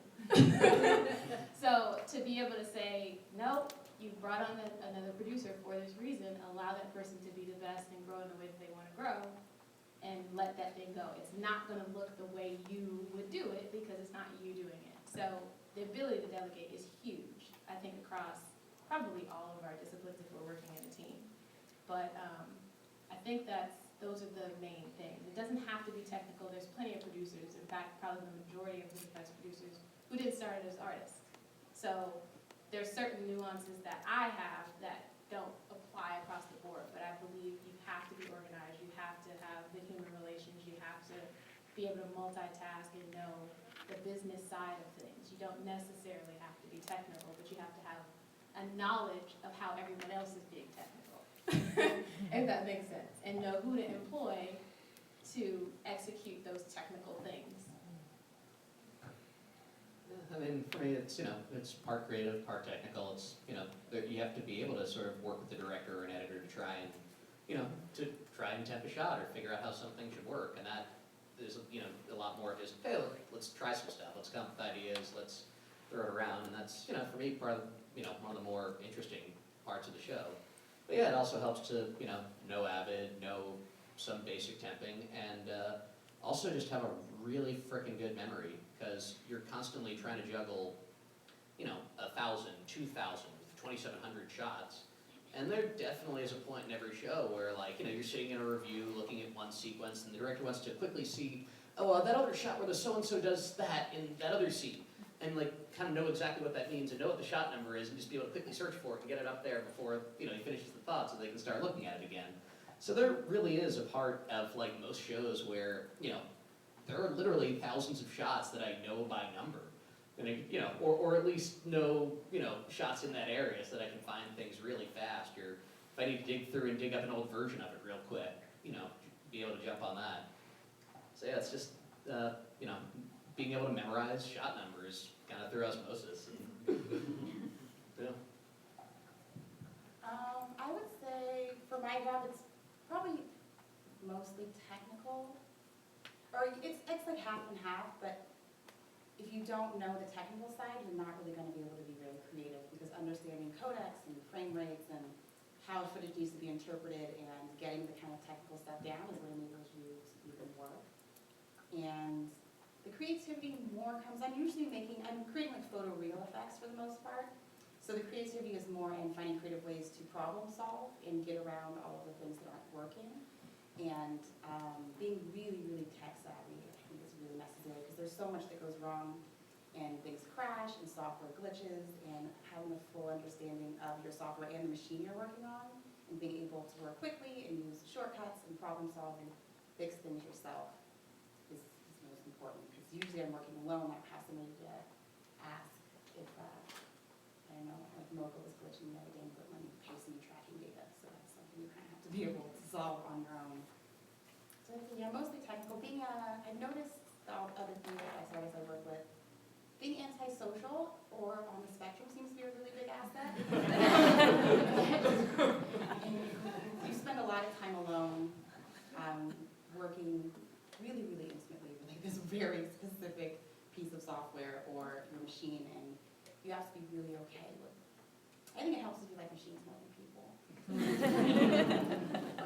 And it's interesting that what I'm about to say is going to show the breadth of visual effects artists, because I am principally client-facing for commercials, so being antisocial would be a detriment for me, for sure, because I have to an extent, flame artists, while we do have a producer that is doing an excellent job, are kind of running the job to an extent and running the room, if you will. And so having being personable and having people skills are really important to bring to a role as a flame artist, and are typically the things that when we're looking for juniors to groom into becoming flame artists, they kind of already have to have that innately and be outgoing and be personable, because the technical skills we can teach. Like, if you can learn that stuff, you can't necessarily learn, you can learn a little bit on like how to really like open up clients and work with them, but you've got to be willing to do that to begin with. I know a few flame artists who don't really fit that bill, so I'm not saying that it's completely off limits as a career opportunity if you're not like that. But certainly if you're going to be the lead artist on a project, especially when you're going to run not only the clients but a team of artists, which might be other flame artists, might be Nuke compositors, might be After Effects compositors, you have to be a good manager and a good team leader as well. So there's a lot of people skills that you need to bring to it.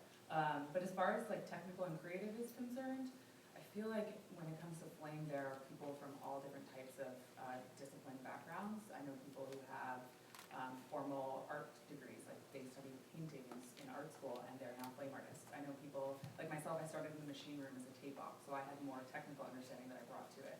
And before that I was a graphic designer. I think there's a lot of people who have film degrees that originally wanted to be directors, wanted to be DPs. So there's actually a really wide array of backgrounds that people come from, and I think that you can be successful both as a technically minded person as well as a creatively minded person. And there's so much different types, like so many different types of flame work out there. There is stuff, like if you're just banging out cleanup and screen comps all day long, there's not necessarily a lot of creativity that's needed in that. But if you are doing a lot of post-viz look development type work, then if you're creating something from nothing, which you can do in Flame, it does have 3D tools, you can create things out of nothing. You're going to need to bring the creative skills to it. So it's kind of unique in that there's a little bit of something for everyone in that regard. But I could tell everyone that Flame is great all day long. So we're going to start to wrap up, and I do want to take questions from the audience, but I want to do one last question to you guys.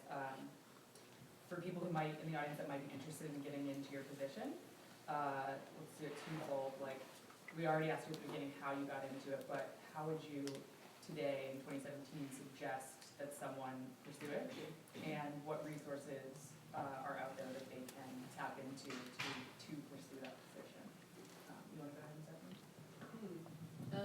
I would say probably the best way to start in terms of visual effects editing and episodic would be to find a visual effects editor and keep in touch with them until they can hire you as a visual effects assistant, because that's the best way to learn.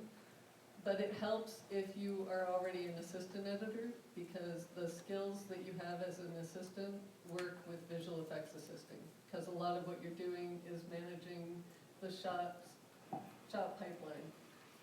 And then you're learning how to do the comps and all the temps. as you go, but you're, as an assistant, doing a lot of pipeline shot management, you know, getting elements turned over, getting shots back, cutting them in, so that they're ready for review, preparing bidding packages, preparing spotting sessions. So if you're already a film assistant and you understand the Avid and you understand the vocabulary and how to get certain things accomplished, that's a way to become a visual effects assistant. Visual effects assistants then get bumped up to visual effects editors. Lauren, just really quickly before you answer that question, we have a question from social media for you specifically. It says, at the last VCBC panel you were on in 2016, you mentioned that you pivoted from being an artist to a producer because you had leadership skills that weren't being fully realized. And can you elaborate on that in the context of this panel? Similar to what I said before, I came in as a coordinator, and I had already been a producer previously. So having been a producer before, I knew that I had certain skills that weren't required as a coordinator. You essentially are doing what your producer, or if you're an assistant coordinator even, you're doing what the coordinator is asking you to do. So it's largely data management and just tracking of things. And after a while, I was going to lose my mind.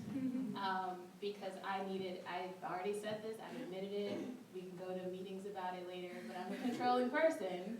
And sometimes when you're being told to do something, it does not make sense in terms of efficiency. And you can't do, depending on who's your superior, you can do nothing about that, but just do it.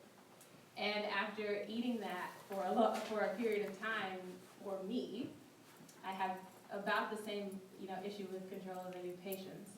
So after eating that for a while, I knew that part of me needed to be realized sooner than later. Otherwise, I was going to feel discouraged about visual effects as a whole, and I knew that there was a level of creativity in visual effects that I wasn't experiencing in commercial work when I was in advertising, because I was still in advertising doing what the creative team told us to do and execute. So it was more of me repeating that same workflow only in visual effects, and I needed to get beyond that at that point. It was just deja vu after leaving the advertising world. So, is that the question? Yeah. And then if you want to follow up with my original question about if someone came to you and said, I really want to be a VFX producer, where would you steer them? Where would you guide them? I've had a couple of coordinators under me, and I can never fully tell if they are receptive of this approach, but I keep saying I'm huge on education. So try to get your foot in the door as a coordinator, obviously, but do not do that until you understand or have some knowledge of visual effects. There's a history of visual effects books. You should know some of the terminology. You should know the disciplines of visual effects. Because if you come in the door and, just say, oh, what is roto? That is such a basic thing that you can Google, that it's problematic to not have a basic knowledge of visual effects out the gate. So I would say start with studying on your own. Get the barrier to entry for a visual effects coordinator isn't very, very hard at all. So, but in order for you to move faster, to have that knowledge base of what is visual effects and what does it take to get a shot done, will have you moving faster, especially if you, like me, were a person who had a leadership skill set that was going to fast track you anyway. You don't want to be fast tracked with little knowledge, because that happens too. We see that in every industry. People get fast tracked and you're like, how did you get there? You know nothing. You don't want to be that person. Not every visual effects producer is receptive to taking on and mentoring people. There are people who are. But the biggest advice I would give is about the education. Educate yourself so that you can have a decent conversation with effects professionals. Get to know some effects artists. And go to Amazon and get the used version of History of Visual Effects and learn all the things. And overall, go where the lines are shortest. My undergrad professor said that to me about journalism. That's what I studied first. And everybody wants to go work at Pixar, ILM, and all the huge shops, right? I mean, there's few, but people want to work at huge shops, and I get it. It's fun. But for me, going where there were boutique facilities where I could have more experience out the gate has been hugely valuable to me. It was the reason why, as a coordinator, you're able to be bumped up to a producer, because people recognize right away you're beyond the coordinator role because you have these other skill sets. And you might not notice that in a facility where there's 50 other coordinators.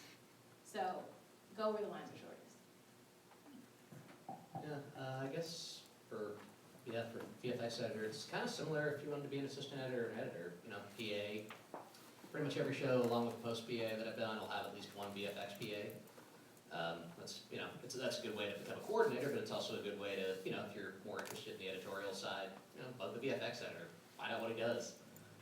Maybe there's some lists he needs to, someone to read off or something he needs you to help him check. Same thing with apprentice editors. I've worked on some shows where the apprentices just kind of gravitates towards VFX, and that's always great. It's like, ooh, goody, I get help.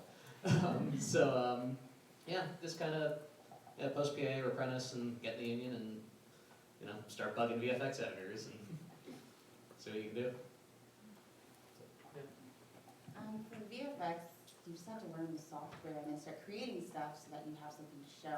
Because the hardest part was I knew how to use the software, but I didn't have a reel yet, so it was hard to get people to believe me. So the easiest way to do it would just be to start making stuff. And there's so much free footage and so many tutorials on the internet. You can just shoot your own stuff and just make whatever effects that you want to and just get the tutorials. Then once you have a good demo reel, I'd say once you spend 100 hours of using whatever software that you want to use and figuring it out and just learning as you go along and things don't work the way you want them to. Yeah, I guess anybody can do it if you know the software and have the temperament to sit there in front of the computer all day. Actually, I have a follow-up question for you on that. For people who maybe want to get into visual effects as an artist, but they don't know what software they should learn, what would you suggest and why? It depends on what you want to do. So I mostly do, like I said, photoreal and cleanup and compositing. But motion graphics is not so much my thing. But if you wanted to do motion graphics, I'd say Cinema 4D and After Effects. And there's 3ds Max. No, that's not for more. I don't know. I don't do motion graphics, but If you want to be a 2D compositor. the 2D compositing, it's After Effects, Nuke. You have to know Photoshop and at least one tracking software. But I would say Nuke and After Effects. If you know both of those, then you should be able to do most of the compositing stuff that people will ask of you. And we're unfortunately not well represented here. We don't have any 3D CG artists. But I would think that it gets really specific software-wise as a CG artist, but Maya is always a good place to start. Houdini, there's really specific, Massive. yeah, massive, massive is for crowd duplication. Things like that, I would, unfortunately, I don't know all of those, since I'm not a 3D artist, I don't know all of the inner workings of every 3D software package, but if that were something that you were interested in, I would urge you to kind of go online. There are lots of communities online that exist for VFX artists, as I'm sure they do for a lot of editors. For flame artists, we have our own Facebook group because we're kind of a small, there's a lot less flame artists than there are nude artists or Maya artists, for example. So we have a Facebook group that is one of the most helpful groups for just asking total nude questions. Like, I don't know what I'm doing. Does anyone else have experience with this? And because my software package is so exhaustive, there's plenty of tools that it has that I never touch on a daily basis or on a yearly basis, or I maybe we have an entire particle system that I rarely use, but other people use regularly.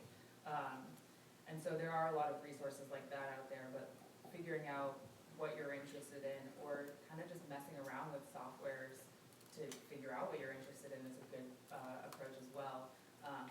Try doing some 2D comps if that doesn't interest you. If you're more interested in the 3D route, there's all kinds of free access. So almost every software has a 30-day trial or an educational download that you can get that'll have a watermark embedded on it, but you can use that to mess around with. as far as 3D is concerned, there are free models that you can download on the internet, like packages of them, so you can mess around with stuff. I think that that's a really good route, but also if anyone is actually interested in Flame, they can come and find me afterwards and we can talk more about it. Because like I said, I'm a big evangelist for it. Go I ahead. forgot to say, pick what you want to do in VFX first. So there's like 100 different jobs you can do within the VFX umbrella.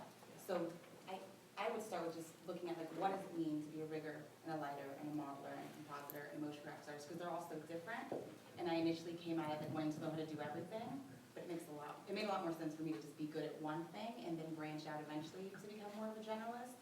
Because people, at least in my experience, prefer that you're really good at one thing than saying like I can do all of these things.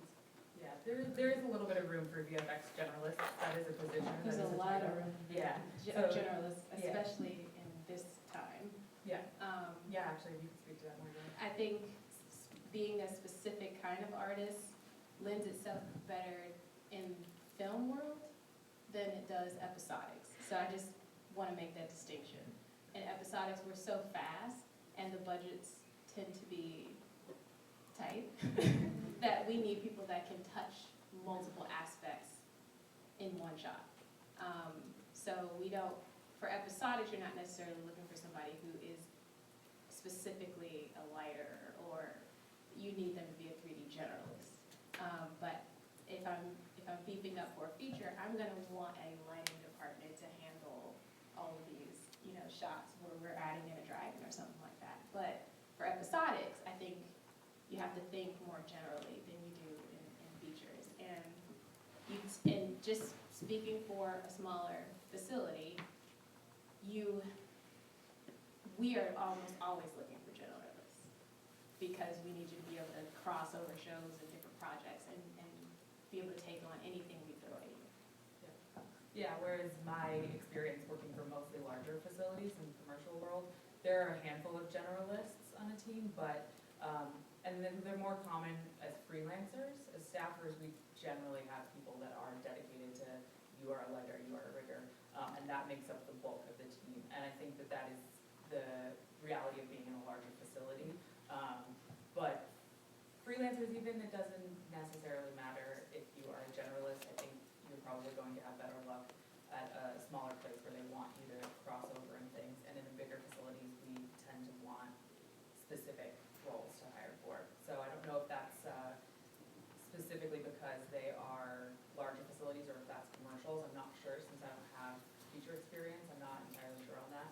Do you know? I think it's more about, with a larger project, you have more of a time for the look development and things like that. And if you have somebody who's specifically good at that thing, you know that thing is going to be out of this world. And not saying that a 3D generalist can't get it there. They can, but they're less likely. Like if you line up, a team at ILM that has specific lighters, riggers, or whatever, and you take a team of 3D generalists, there's going to be some things that you might not be able to identify as an audience that are different, but there's a certain level of perfection that exists when you have, people who specify and are experts at the discipline that you don't necessarily get with people who are good enough at all the things. And it's like jack of all trades, master of none. You're going to get some good stuff out of that. But if you're talking, feature quality, you have the time to be an expert where you need to be an expert. And you don't necessarily have that as much in episodics, unless we're talking about Game of Thrones, but we're not talking about that. So, but there, different sizes of different things. If I'm dealing with a 2D compositor, but I have set extensions that require some 3D, and they happen to know how to do that, oh, that's money. I can't believe that compositor knows how to do that and do it convincingly enough where audience members have no idea where the line of reality is. So I'm not going to hire a person who specializes in, 3D extension for that reason. If I know I can get a person as a package deal. I'm just talking business at this point. What it eliminates though is that there's a lot of variation across commercial features, episodic, small facilities, large facilities, and so there is room for kind of almost anything in that regard. So I urge people to go in the direction of what they're passionate about, because there's obviously going to be a place regardless. I think let's segue into audience questions. I think Yeah, I was wondering, this would be like probably for Lenny Nolan, but for for you also, Lauren. Do you ever encounter where a single shot has to be worked on by more than one vendor? Oh, God, yes. Sorry, just for a And I second. wanted to know, because I've heard about that, but I haven't heard a lot about like how that gets managed and like really who's like the last person to put all the pieces together. I want to go ahead and repeat the questions for the live stream. So your question was, on a feature, if you have one vendor for all the shots, is that correct? Well, yeah, I mean, like there are some TV shows that are at that level too, but I want to know more in detail. We're talking about like shared shots, like shots that are shared, like one vendor, or like 7 vendors work on a specific shot. Yeah. Yeah, that happens all the time. You know, especially on shows where, you know, where a lot of, have a lot of vendors. You know, it might have a background that's being done by one vendor, a CG character that's being done by another vendor, and then some graphics work is being done on top of that. And there's a vanity fix that's being taken care of by a vendor that does, you know, beauty work. And so usually, it'll be some combination of, it'll make more sense for one vendor to do the final comp. You know, maybe it's the one that's adding the character in, so, or, you know, maybe it's just, you know, where it falls on the production pipeline. You know, this vendor's gonna be the last one on it, so they're the one doing the final job. And usually it's, you know, the VFX producer will kind of see what makes sense in terms of, you know, in concert with the supervisor. But yeah, it also means just kind of passing things back and forth a lot, making sure that everyone always has the updated version of the whatever from the other vendor so that they can keep doing their thing. Yeah, and just, you know, letting them know, like, you know, this vendor, you're doing the face replacement. This vendor, you're doing the background. This vendor, you're doing the CG character. This vendor adding the graphics. And, you know, usually that's pretty clear. Like, you know, like I'll be on a lot of shows where there's a vendor that specifically does graphics or specifically does vanity type work. So, yeah, it's, you know, it's, you know, making the same count sheet 4 different times and making, and, you know, being more specific for some that need to be. Like maybe there's a face element that just gets comped into the plate, and then that sort of becomes the new plate. Sometimes things become shared shots after one vendor's already finalized them.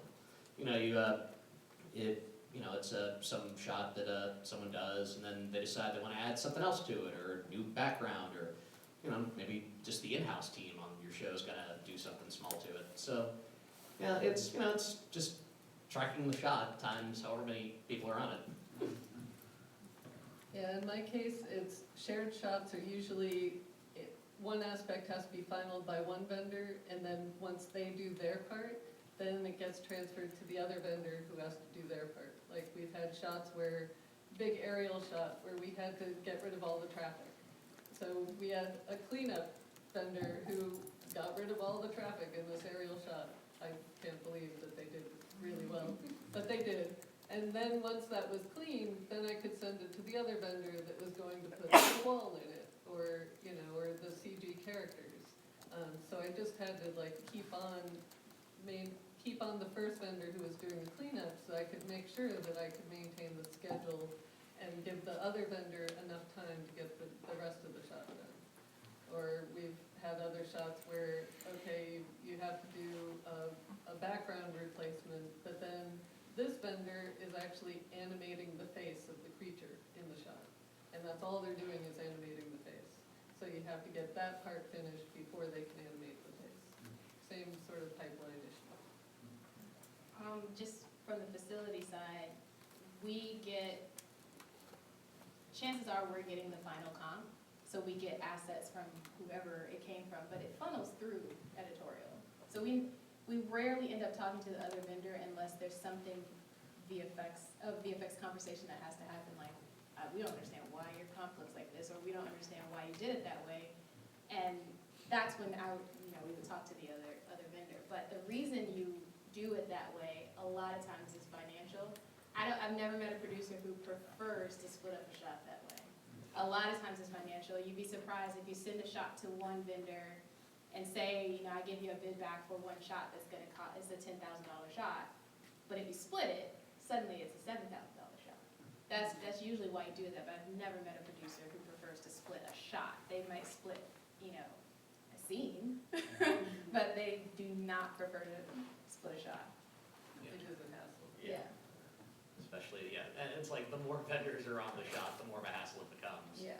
And especially if it is something that prior to even doing the work involves sharing large amounts of assets and Maya files and passing all those things back and forth. That's where VFX coordinators are your best friend. Making sure that all the information gets from one vendor to the other, and making sure the vendors are aware that their work's being shared with the other vendor. And that's a huge part, because I've been in situations where two vendors were working on the same work, and the client paid twice for the same work without realizing it because things were split, and there were so many vendors on that particular project. So no producer prefers this.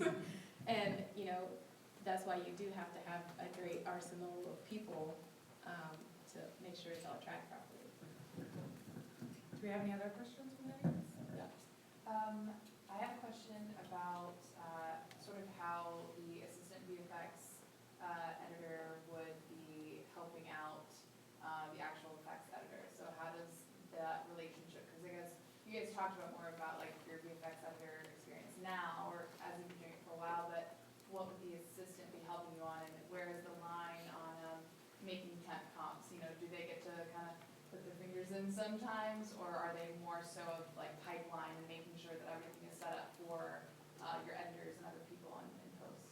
So just to repeat the question, what does the relationship between VFX editor and their assistant look like? Is it mostly data management? Do they actually get to hands-on, get to contribute to the work? Should I start? Yeah. It really depends on the editor. So, like in my case, I start an assistant with more of the pipeline stuff, like filling out the database, putting in shot descriptions, maybe QCing episodes to see where there might be some shots that need fix-it work, and flagging those for me, doing turnovers, bid packages, VFX, setting up VFX spotting sessions, getting shots in, that sort of stuff. But if they do that work well and do it quickly and have extra time, then I start throwing easy comps to them and teach them how to do it and see how well they do on that. And as you get better and better, I'm gonna give you more. So that's how it works with me. Yeah, I have somewhat of a similar experience. Yeah, like when I was an assistant, there was one VFX editor in particular I worked with on a couple shows. And yeah, the first one I'm, importing QuickTimes a lot, which, that used to be really slow. And doing mostly database work. And, by the end of, the second time I worked with them, I was writing lineups for a lot of one-element shots. Learning how to write up speed ramp, which is, he would kind of check over what I did and make sure I didn't screw anything up. But, yeah, and I kind of do the same thing with when I have, assistants or apprentices or whatever. It's, here's a task I could use you for. I'll double check it when you're done and, see how it turns out. If it's good, then give them something else. It's always great to have an assistant or something, especially when it comes to, I don't have time to check every scan individually, but every scan needs to be checked before it goes out, especially if it is a film show and you're back on a scan, because your lineup will be off if the frames aren't right. So bring those into the avid, checking them against the little clip you pulled. Adding cut lengths, going through the database and seeing how long a shot is, how many frames it is, and populating that information or populating the main slate info. But yeah, as someone kind of gets better and more proficient at stuff and most importantly starts to understand the process and sort of why certain things are done a certain way, then definitely get more responsibility. It's always so busy that, any help is appreciated and, as long as they don't screw up, then yours way more help. We have assistant artists typically, and in the larger facilities that I work in, there are actually entire departments that deal with I/O stuff. So usually that means an assistant artist is actually doing full-on comp work. In smaller facilities I've worked at, they are owning machine room tasks as well as intermittent comp work. But in larger facilities, you actually get to get your feet wet right away pretty much. So yeah, we're just going to take 2 more questions from the audience. So in the back. Do either of the visual effects editors want to talk about their FileMaker databases and how they track and where did those come from? Okay, so the question is if either Nolan or Reese, our VFX editors, Lynn and Nolan, want to talk about their FileMaker databases and how they track their work. I actually designed my FileMaker database. It has all the information that everybody needs in it, so it has information that the producers want in terms of this is how much this shot cost, or that kind of thing. It has all the information that the vendors will need. It has the information I need. It has the information the associate producer needs for like final drop-ins. So little picture of the shot, a description of the shot, a description of the effect, frame counts, the date that it was turned over, what the current version is, what the shot number is, how much it costs, who's doing it, and then, you know, once it's, what stage it's at. If it's, you know, what, if it's pending, if they need more elements, if it's complete, if it's been canceled or omitted, all that goes into the database. And then FileMaker allows you to sort that any way you need to. So I can quickly generate a list for any need for anybody on the crew, and just give them the information they want without giving them the full database. Yeah, I didn't build mine, but I did have access to one that I use a lot. It's, yeah, each shot has its own record. Each record has its own listing of the scans or pulls that are being used for that. They all have lineups on them, which will be like, you know, use frame 1 to 30 of this plate, and frame, 6 to 12 of this element, or, you know, something like, you know, what parts of what thing they use. You know, maybe something flies through the frame in the middle of the shot. So all that'll be on the lineup. Yeah, work description, shot description, length, whether it's working, on hold, it's a final, it's a CBB, which literally means could be better, which is something that happens, that's actually an official term sometimes. And then on top of that, usually the VFX producer will have their own database. So usually I'll tie into theirs as well to port over any sort of, you know, if I have a shot as working and they have a shot as omitted, something's wrong. So I'll try and port over their status as well, and some of those things. And then, yeah, generally in the course of the show, you'll just wind up having to add a bunch of fields, like, hey, these all need face replacements, let's have a way of tagging that, or these all need graphics, so let's find a way of tagging that, just so that, you know, if someone needs to search for all the shots in the movie that need face replacements, you can do that really quickly. And on top of that, yeah, it's just, you know, using that to track the show, where I regularly, like, you know, once a week or more, depending on the movie, will go through my database shot for shot along with the cut and see what's changed, what's gone away, what's suddenly 300 frames longer and needs a repull, what whole sequence has gone missing, you know, things like that. And, you know, make notes, make lists, make change lists, generate scan orders, stuff like that. Yeah. Okay, one last question. Go ahead. I'm curious about, so let's say you spent someone spent 2 weeks compositing something, it's pretty far along. Like, what's that like when now it's being edited to music and they decide, oh, we gotta lose a few frames, or we gotta add some more? Like, how often, and like how many resources are lost due to poor planning and going back to shots that you thought were finished? And what's that like, and how soul crushing is it when half of your shots Okay, so I'm going to try to sum that up. The question is, after 2 weeks or a significant amount of time, the shot has been being comped for, something to edit basically needs to be changed, whether it's timing of music or you need to lose a few frames here and there. Does that sound about right? Yeah, like. And how soul crushing is Also that? doing it really late in the process because maybe it wasn't planned. Sure. Yeah, I'm really interested in what the VFX editors are going to say. As an artist, it's super soul crushing, but we've gotten really accustomed to having to deal with it because we live in a world now where an edit is never locked. We obviously work typically in commercials on 10-frame handles on each side, so there's a little bit of wiggle room if the edit needs to change 10 frames on the head or on the tails. That usually doesn't buy you a whole lot. Some projects we will do 20-frame handles. Some projects are such fast turnarounds, like don't work on handles at all. But yeah, it's very common to have to recomp an entire shot because of editorial reasons that I'm usually not privy to entirely, which makes it a little bit more difficult. I think that if we actually had a knowledge of how important it was for something that needed to change, maybe it would sting a little bit less when I have to redo a whole shot. But we are always trying to get ahead of work too, so it's not uncommon for me to fully comp shot, final it, and then find out it's not in the new edit at all. And that really sucks when it's a shot that you loved and you really felt like you kicked ass at it and now it's not in there anymore. It's super challenging when a shot gets extended on the heads. Not as bad on the tails because I can typically extend all tracks and all of my work. Tracking backwards is really, it generally means that I have to redo tracks altogether. So I would urge all editors, if you have to make changes, do it at the end of the shot, not at the beginning, because that really does complicate things. It's not undoable, but it's also true with like changing time warps, because we typically in commercials, we work on stuff after the time warp. So if the time warp is changed, now I'm missing frames. That's obviously really problematic and means I need to redo the shot. Yeah, but Tahira, do you want to answer that too, and then have Nolan and Lynn?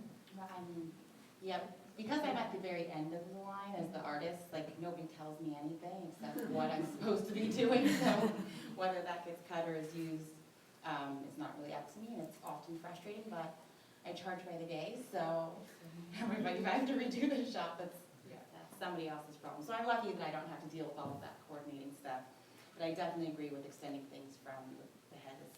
It's really, really, really hard to try to work backwards like that as opposed to extending it on the other end. Yeah, I have to redo stuff all the time. Stuff gets cut or added, or legal changes happen, or something's always changing after it's not supposed to. Yeah, I would say I would add on to that, a frustrating thing that occurs a lot is when editorial swaps out a shot for a very similar one. And it's like, it's the same.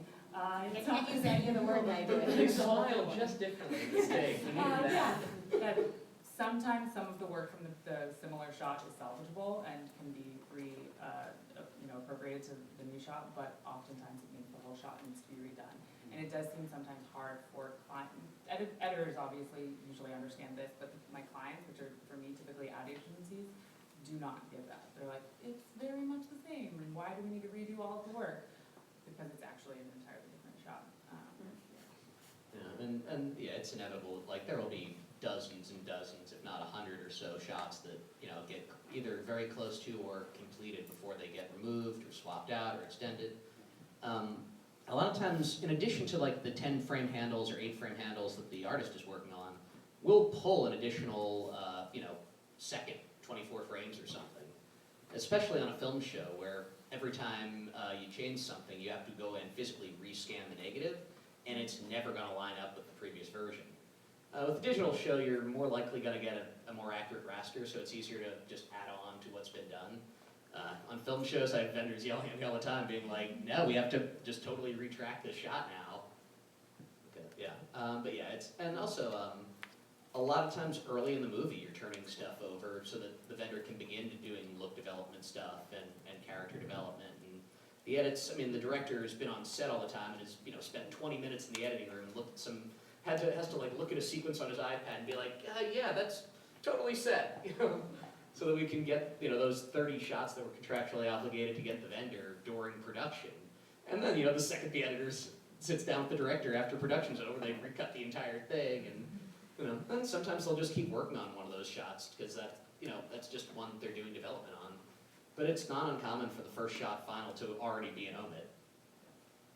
Lauren, you were eager to answer this question. I mean, if you're interested in it from how it affects facilities, depending on how much it affected, I might have to hire people for longer periods of time just to make up just to extend. So that costs more. It can be soul crushing for them, but I think our artists are pretty used to it. We've got a lot of VFX vets, so, but it depends on what the shot was. If it's a monitor comp, it's like, okay, they're changing what the shot is, we have to retrack it. It's still money lost, they still have to pay up to, like if we finaled it, they pay for the full cost of that shot, and we charge for a new shot. But if it's at a certain point, you figure out what percentage of the shot was done and you charge for that. But if it's a bad one, it could mean I have to extend and hope that those artists are available because they might be booked elsewhere by that point. So it can have huge implications if it happens at the end of a show, especially a feature show, because you have a fixed budget a lot of times and you have to cut it off and you let those people go and they've booked themselves beyond you at this point. So if we're in finals and a shot that we finished 2 months ago comes back and says, oh, we recut it and we have this now. I may not even have the same artists working on that anymore. So it can be hugely problematic for facilities. In another way, for episodics, I have more leeway to be able to have those initial conversations with the client and say, it is not in your best interest to send us anything until we have a locked edit. You have more leeway to be able to do that in episodics. You have zero leeway to do that in features. Zero. Like the edit will change down to the wire, and that's not to get too into it, but that's how you, as a facility, would end up losing money on before you even finish the project. Because a lot of times you're contractually obligated to a lot of things. But on episodics, you have more of an ability to say, we don't start until we have a locked edit. This is why it'll cost you more if you change anything at this point. And sometimes, most times people listen to that. Sometimes they don't, and every single time it affects them financially. And sometimes the shot that you're revising the most is because it's in a section of the movie that, has some problems or something.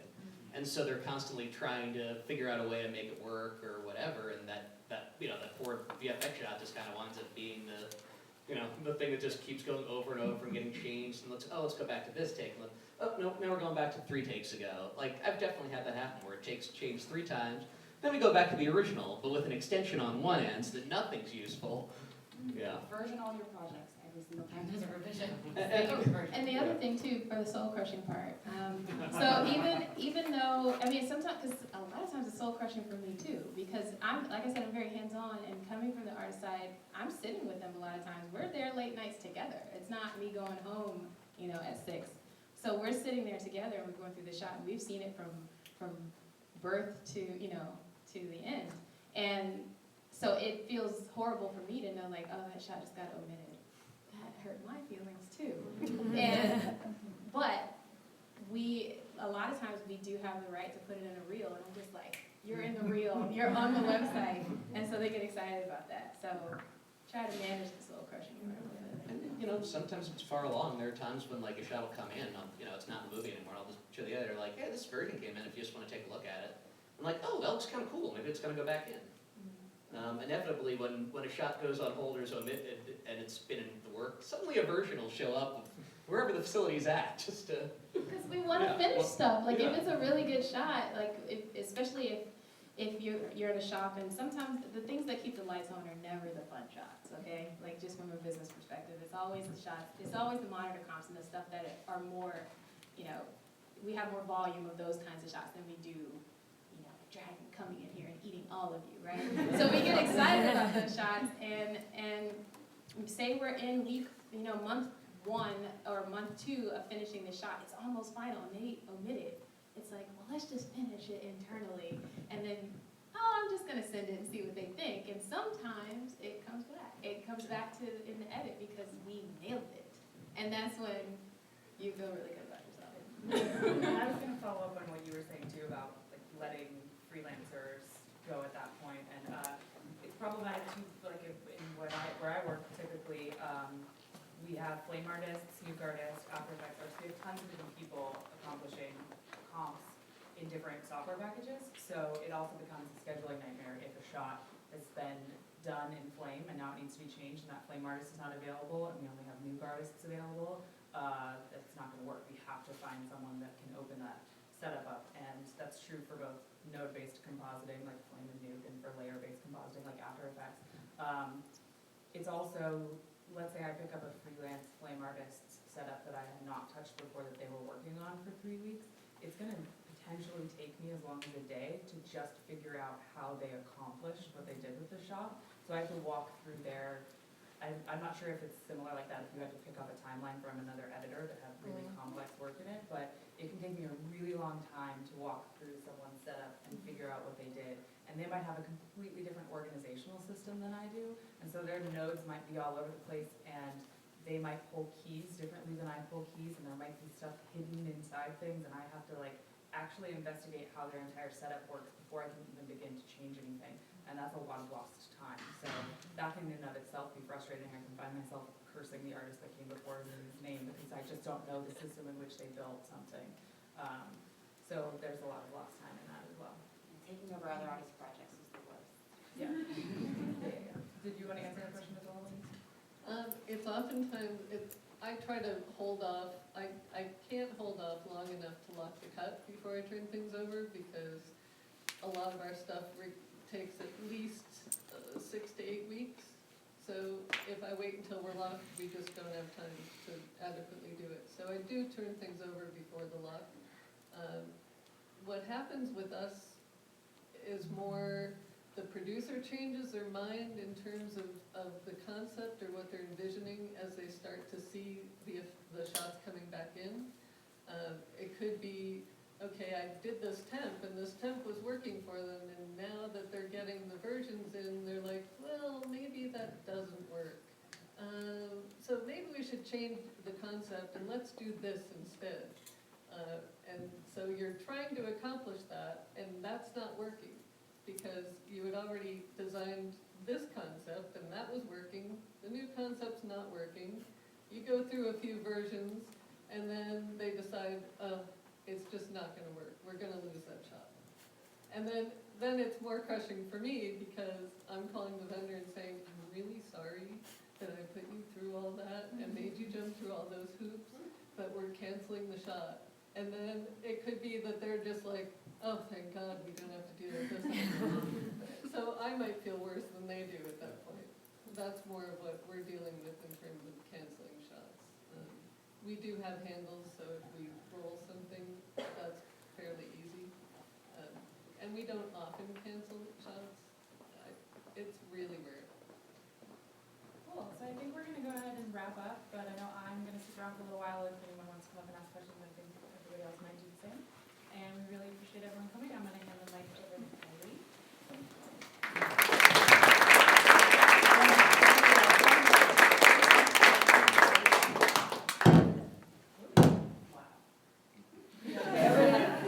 Was a great conversation. It's over.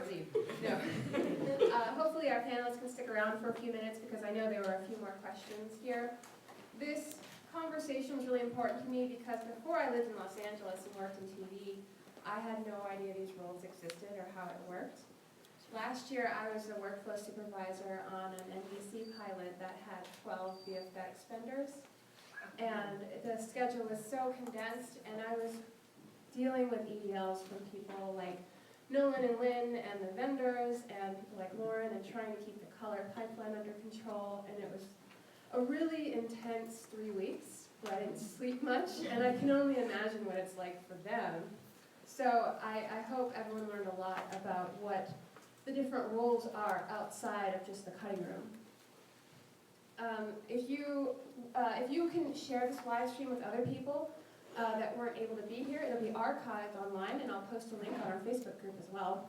And I just want to say thank you to our volunteers that were greeters, Deb on our social media chat. If you're interested in volunteering, you can post a message on Facebook or talk to Noah at our next meetup. He's our volunteer coordinator. We look for people that just want to lift stuff and move stuff around or greet. If you're interested in speaking on a panel or helping educate, if you want to be a mentor to someone in the industry, or if you're seeking a mentor, you can talk to Megan, right there. She's our LA mentor coordinator. And there is a meetup on Saturday, like I said. I hope many of you will be able to be there. It's at 6 o'clock in St. Felix. And I have one more thing. This is a little weird, and I know you guys will be averse to it, but we are shooting some video to kind of collect some clips and some B-roll of what we do, so that we can make something with it like we do in our day jobs, and then help bring more attention to the group. So Matt has a camera set up over here. Matt, not that Matt. If you could, before you leave, drop by and say what you like about Blue Collar Post Collective, what you learned here, just something nice, hopefully, about the group, just for a second, that would be really wonderful. So, thank you again to our panelists for sharing their knowledge and spending Saturday with us.